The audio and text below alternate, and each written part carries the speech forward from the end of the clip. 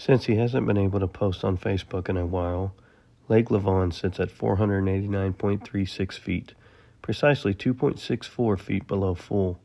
This kind of local knowledge, which he shared regularly online, sparked curiosity and conversations across multiple states, often making some of us wonder if our parents joining social media was a good idea. His ability to turn simple facts into community connections was just one facet of his remarkable characteristics. I stand before you today in attire that I believe would amuse and please him, a reflection of his humor and approach to life, because he taught us that even our most solemn moments there's room for joy. Our father was a man who understood the profound value of family and service to others.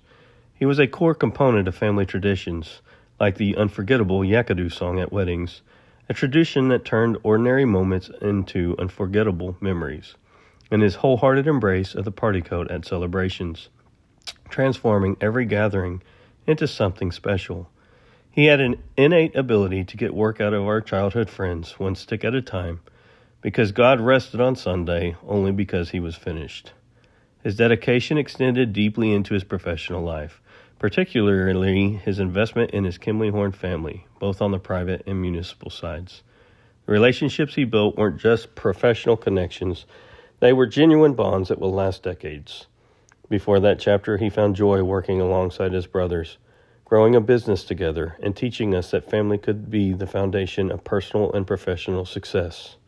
Many knew him as the Grinder, a nickname he earned through his unique way of encouraging others to strive for excellence, or, well, just to be better.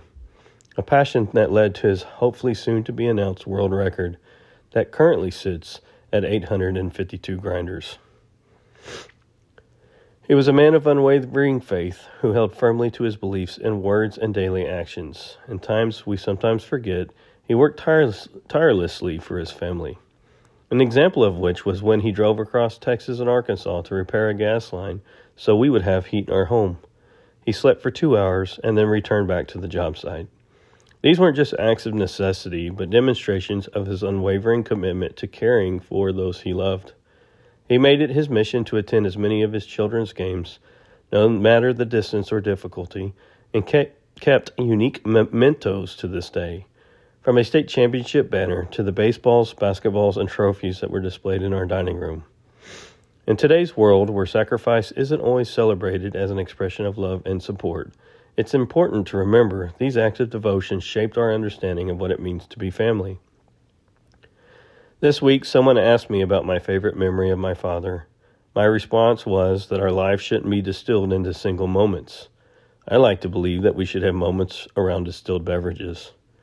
I remember all the times he was there for me and our family, the quiet conversations in the shop, the I'm on my way when you call for help, the unique way this family expresses I love you, with a hand movement not appropriate for this building, or his team meetings at Mellow.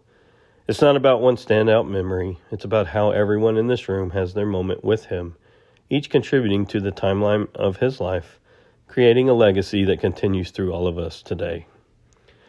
There are undoubtedly colorful stories, like the time he accidentally put a pitchfork through a family friend's hand, or while he was running from Grandma, who had a bat for getting into a fight with her favorite son, or when his mischievous behavior in school meant being sent home with a note from the nuns that would require him to wear a belt to school daily. But these stories are threads in the larger fabric of who he was, a man who could laugh with a high-pitched wheeze, make you feel invincible, and offer a level of mentorship rarely seen anymore. His love for our mother was extraordinary, a partnership that weathered tears, struggles, and the inevitable challenges of building a life together. They showed us true partnership, supporting each other through every high and low, victory and setback, even if it meant playfully threatening to move his mother-in-law, Nana Melba, for the last time in a pine box. Their story was about building a foundation for generations to come. He taught us the importance of caring for our parents, just as he cared for his own, showing us through example that honoring family isn't always convenient, but always worthwhile. He showed us that sacrifices are complex. That's precisely why so many choose not to make them anymore. But in making those sacrifices, he demonstrated that the most meaningful aspects of life often requires us to put others first. Most importantly, he taught us to be good people and to help others, not for recognition or reward, but because it's the right thing to do. His impact extended far beyond our immediate family. He had an uncanny ability to see potential in people, often before they saw it in themselves, and he never hesitated to invest his time and energy in helping others grow. He was a stranger to none he met, touching the lives of everyone in this room in a unique way. His genuine interest in people's stories, his ready smile, and his willingness to lend a hand made him someone people naturally gravitated toward. And yes, for those who live nearby, you can still hear Joe's ass next door, a lingering echo of his particular brand of humor that never failed to bring smiles to our faces, reminding us that laughter is often the best medicines for life challenges. To this man, a fantastic husband, brother, and father, despite the imperfections we all carry, we love you, Dad. To the family that sets aside differences to unite when it truly matters. To a life well lived in service of others. May we carry forward the lessons he taught us about family, faith, and the value of being there for one another. Not just in moments, but in all the small ways that up to a life worth celebrating. His legacy lives on in the traditions we maintain, the values we pass down, and the stories we will continue to share about a man who knew that true wealth isn't measured in dollars, but in the lives you touch and the love you share. For anyone wondering, Mom still honors Dad's promise of 1 penny per pecan picked up. Bring on dry January. I may only make it until that first drink of Maker's Mark. Give Becca Boo a kiss for us. I love you.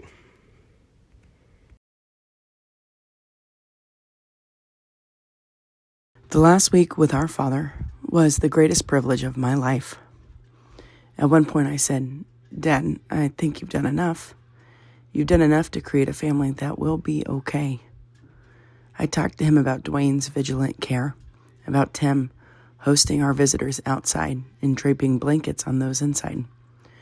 I talked about Kristen's coffee services extending deep into the nights, Stephanie's tenderness and cleanups, Chester's tireless initiative and refreshing camaraderie, our brilliant spouses, running errands, tending children, refreshing spirits, a galvanized family with a common goal, caring for each other, then, now, and into the future. We're going to be okay. For their work around the clock, our family would like to extend a sincere and unending thank you to Katrina Helmberger, Renee Helmberger, and Chad Helmberger for the medical and comfort care administered not only to my dad, but to all of us in our home. Thank you for sharing the importance of a final incredible week. For the community, meals, beverages, and companionship of our neighbors, family, and friends, thank you. We could not have loved and been with him as thoroughly without the army of fresh food, the promise of a visit, and the unending love that parted seas of sadness at exactly the right time. And now, the stories. The stories we tell ourselves are comforts. They inform our experiences, our relationships, and solidify our perspectives. I am grateful for the stories each and every one of you created with my dad, a lifetime of shared moments and memories that will never go away. And while a story soothes the heart and serves a moment, I ask you to turn these thoughts and prayers into acts of service in honor of Joseph Edward Helmberger, a man who devoted his life to serving others. The results speak for themselves, and actions are much louder than words. Put others first and love fearlessly and easily for as long as you can.